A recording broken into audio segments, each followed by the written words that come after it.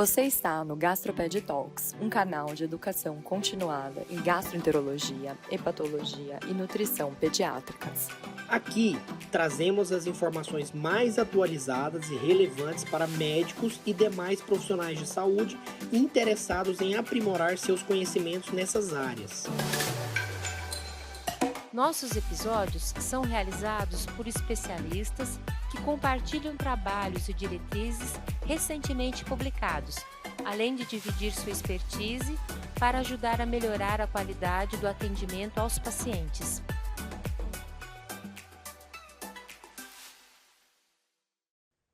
Bom, eu sou a Maria Ângela Brandão e dentro desse tema que nós escolhemos para hoje, que é doenças colestáticas e síndrome de Ehlers-Danlos, eu vou apresentar esse position paper da Federação Internacional das Sociedades de Pediatria, Gastroenterologia, Hepatologia e Nutrição, e ele saiu agora no meio de 2025, e ele vai tratar um pouco do assunto que já foi discutido em 2017, de como diagnosticar, né, a doença colestática nas crianças, principalmente aí os lactentes. Então, nesse contexto, a gente sabe que colestase, né, é uma definição bastante ampla, e então a gente, pensando em colestase, pensa num fluxo biliar que é prejudicado, que isso é a manifestação mais comum da doença hepatobiliar na infância. Normalmente, as estatísticas são de 1 para 2.500 recém-nascidos a termo, e está associada a uma alta morbimortalidade. O critério bioquímico atual da NASPGHAN e da ESPGHAN fala da bilirrubina direta, ou também chamada de bilirrubina conjugada, maior que 1, né? Maior que 1 miligrama por decilitro, e a bilirrubina total elevada. Quando a razão entre a direta e a total é maior do que 20, isso é um critério que é opcional apenas quando o valor absoluto for duvidoso. Então, maior do que 1 já é suficiente. Os casos raros podem ter sem aumento da bilirrubina direta elevada, né? Então, eles são identificados por alterações da ST, da LT, da gama-GT, ou então alterações dos ácidos biliares séricos, que seriam maior do que 10 micromol por litro, que seria um marcador mais específico. Apesar de tudo que a gente já vem discutindo ao longo dos anos, e mesmo depois aí de 2017, que é o último guide, ainda há uma necessidade muito grande de se discutir a colestase, principalmente para você ter a detecção precoce da atresia das vias biliares e fazer a cirurgia de Kasai, a enterostomia de Kasai, no momento oportuno, né? Mas os dados globais recolhidos pela ESPGHAN mais recentemente mostram que a idade média da referência é 55 dias e a idade média da cirurgia de Kasai é 61 dias, e a gente está falando da sociedade europeia. Ainda quando a gente vai falar de outras sociedades, a maioria das regiões no mundo não registra qual idade foi feito o Kasai. Em muitos casos, a gente sabe, inclusive o nosso aqui no Brasil, né, do trabalho de 2010, que o diagnóstico e o tratamento acabam saindo dessa faixa ideal, né? E a gente tem aí nos últimos anos um avanço muito importante na biologia molecular, que vai ajudar a identificar outras causas através do estudo genético. A gente sabe que o estudo genético é uma imitação, então, se você quer fazer um diagnóstico rápido, ele tem um tempo prolongado, ele tem um alto custo, ele tem uma disponibilidade bastante restrita e tem uma falta de integração entre os diagnósticos institucionais. Então, os testes genéticos ainda não são uma realidade assim muito acessível na maior parte das vezes, e quando eles colocam esse position paper, eles tratam basicamente, né, esse infográfico, ele é bem didático, de crianças com icterícia ou que passaram aí no screening universal.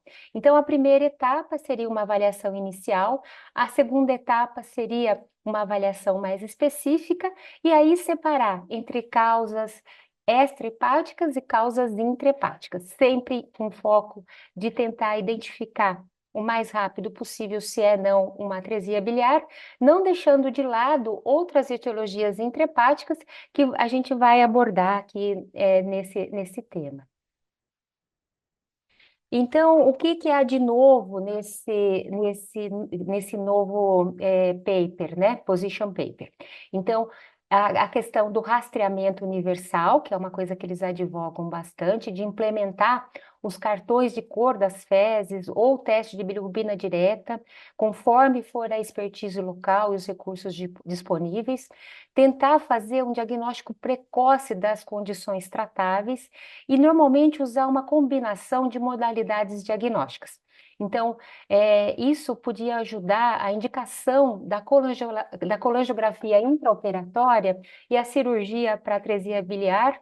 Isso deve principalmente ocorrer em centros de referências que possam desenvolver algoritmos que sejam individuais, otimizados, para usar esses recursos de uma forma que seja uma forma padronizada e que seja de uma forma racional. E nesse contexto, o sequenciamento de nova geração, os painéis genéticos e mesmo o exoma e o genoma vão ampliar um pouco a avaliação e o manejo desses pacientes, mesmo que a prioridade seja a questão de fazer o diagnóstico diferencial da atresia, também tem outras modalidades de doença que vão se beneficiar de um diagnóstico mais precoce. Então, isso também está no guia, que ele não vai tratar só de atresia, apesar de atresia ser o grande foco. Então, aqui ele tem também uma figura, né, que mostra aquilo que a gente já conhece da colestase intrahepática e da colestase extrahepática, e essas categorias, né, ajudam na abordagem diagnóstica e ela sempre tem o objetivo identificar qual que é a fisiopatologia e quais são os sinais e sintomas mais comuns. Então, para as causas intrahepáticas de colestase, a gente tem as doenças aí que entram como estruturais ou desenvolvimento, como síndrome de Alagille, alteração da placa ductal, as doenças genético-metabólicas, que são também uma causa muito importante, as infecções e aquelas que são secundárias a outros insultos, né? Inclusive aí entrando a prematuridade, e também outras causas aí, hipoxemia, isquemia.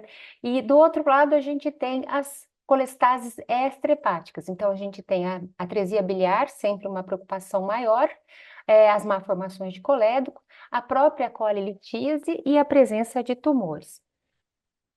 Então, a prioridade principal é sempre a identificação oportuna da atresia biliar. Então, vai fazer como esse diagnóstico? Sempre a bandeira vermelha passa por uma história clínica bem feita e cuidadosa, né?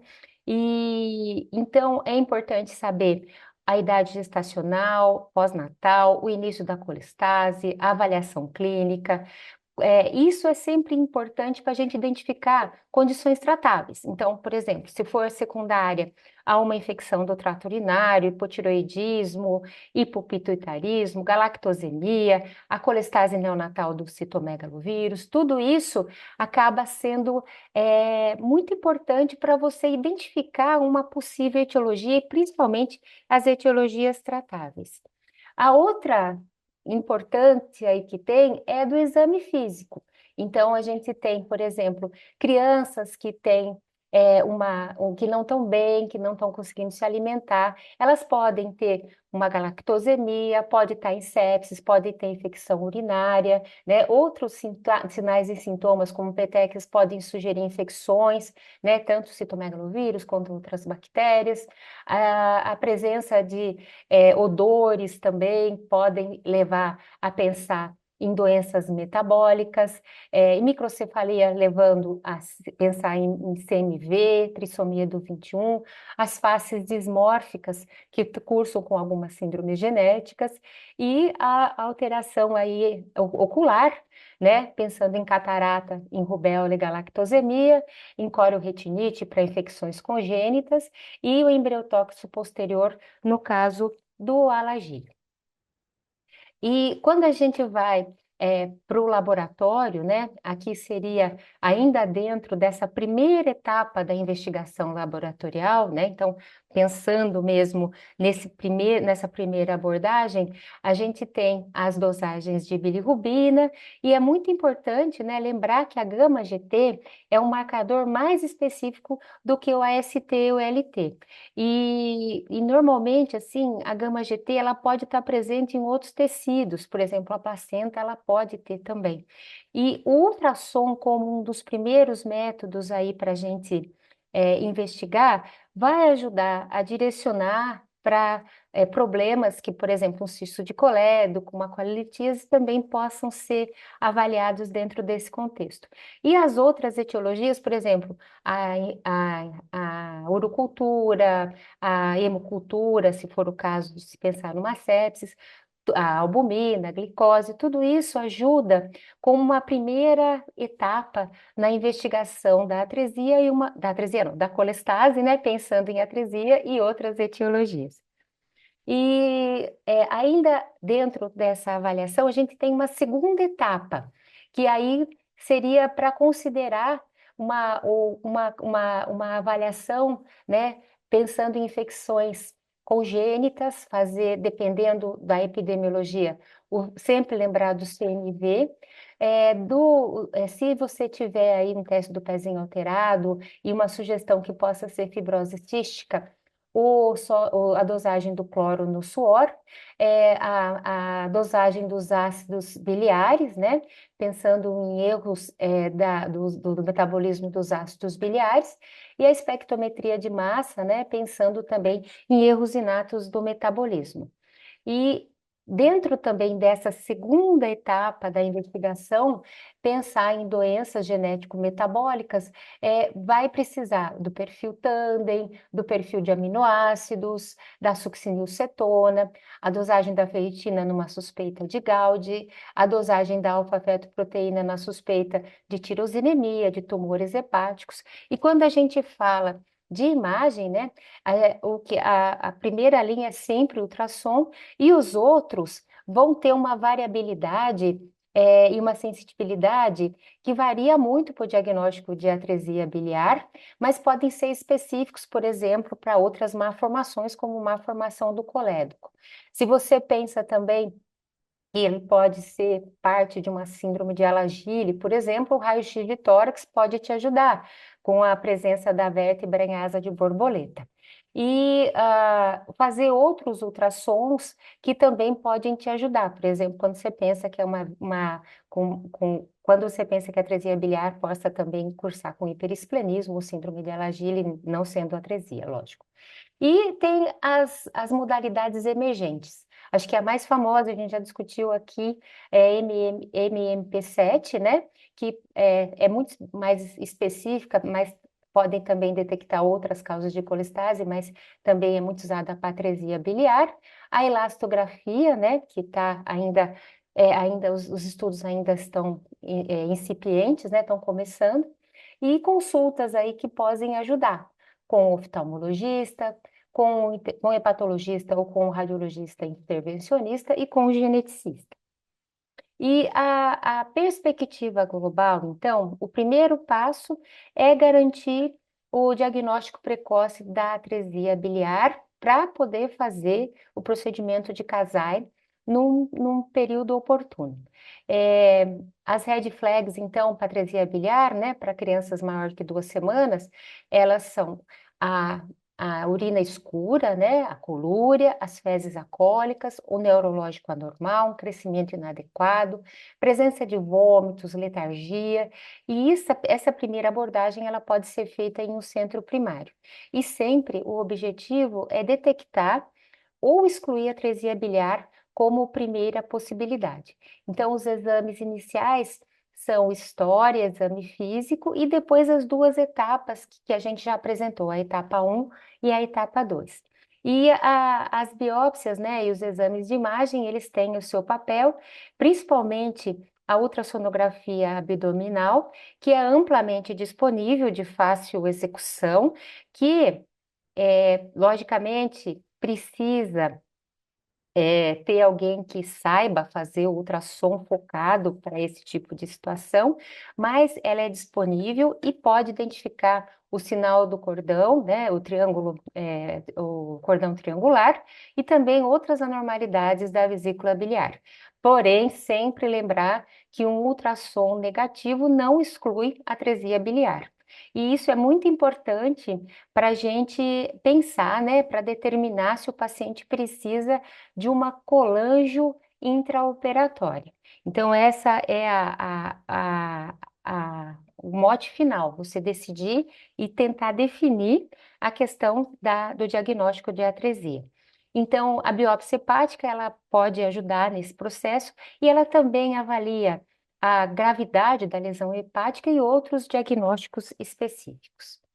Então, aqui a gente tem um fluxograma onde ele procurou colocar todas essas questões, né? Então, pacientes sintomáticos que têm hiperbilirrubinemia, né? Conjugada, hiperbilirrubinemia direta, maior do que 1, ou fezes acólicas, ou aqueles que vieram também de um screening universal, eles devem passar pela etapa 1 de investigação, história, exame físico e exames laboratoriais que vão se tornar mais específicos na etapa 2 e que podem, às vezes, precisar de colangio intraoperatória para definir se é atresia biliar e, consequentemente, ser submetido a uma portoenterostomia de Kasai. E se não for atresia biliar, os testes genéticos, né, eles podem ajudar muito no diagnóstico e no manejo, principalmente no manejo específico. É lógico que aqueles que são colestáticos por outros tipos de condições transitórias, uma ITU, uma sepse, eles podem ter uma recuperação espontânea, né? Mas o diagnóstico aqui, ele ajuda muito se a gente tiver os testes genéticos até para descartar outros tipos de etiologia. E quando a gente fala dos genes, eles acabam sendo inúmeros, né? Assim, acho que a tendência é a gente tem os mais que a gente conhece há mais tempo, o JAG1, o NOT2, a gente tem as PFICs que não param de crescer, né? Elas sempre estão aí identificando mais genes. Outras doenças aí que podem ser da deficiência dos ácidos biliares, né? Da deficiência de síntese dos ácidos biliares e doenças metabólicas, desordens metabólicas, né? Que também acabam tendo seus genes aí para ajudar na identificação. Então, a conclusão desse artigo é que a gente precisa pesquisar isso, fazer uma etiologia e epidemiologia da colestase infantil em diferentes regiões, o foco especial para as áreas com recursos limitados e adotar algoritmos personalizados que devem ser baseados no sistema de saúde local. Não dá para injetar esse tipo de situação, né? Você tem que adaptar de acordo com o contexto, né? E o seu contexto hospitalar. Lembrando que é sempre bom você mandar para um grupo que tenha bastante experiência, que os resultados são melhores. E sempre os avanços diagnósticos, eles devem ser custo-efetivos. Então, os elementos fundamentais, que é priorizar e integrar a educação médica, a história clínica, o exame físico, os exames laboratoriais que devem ser interpretados e depois focados para determinadas etiologias, pensando sempre em excluir a atresia de vias biliares, isso o ultrassom em jejum deve ajudar bastante, e os sistemas de referência devem contar com uma colaboração que seja fluida, né? Então, a gente quer que essa criança não espere na cross, que essa criança seja rapidamente encaminhada para os centros que têm condições de fazer esse tipo de investigação e mesmo tipo de abordagem, né? Que é a cirurgia de Kasai para aqueles que tiverem confirmado o diagnóstico de atresia biliar. A perspectiva final seria que se a gente tiver uma maior disseminação das modalidades diagnósticas e tratamento, a gente vai ter uma redução de custos, o que é óbvio. Uma criança que não tem diagnóstico, não tem tratamento, ela vai complicando, precisando de mais internações. Então, quanto mais a gente conseguir otimizar isso, a gente vai ter uma melhoria nos desfechos dos lactentes com colestase neonatal. Esses aqui são os nossos canais, né? A gente tem aí a disponibilização dos vídeos, como o Lucas já falou, né? A disponibilização dos vídeos algum tempo depois da apresentação, e aí vocês podem achar aí a gente tanto no YouTube, quanto no Deezer, quanto também no Spotify. Obrigada. Fique por dentro das últimas novidades e descobertas em gastroenterologia, hepatologia e nutrição pediátrica no nosso canal do YouTube e também presente nas principais plataformas de podcast.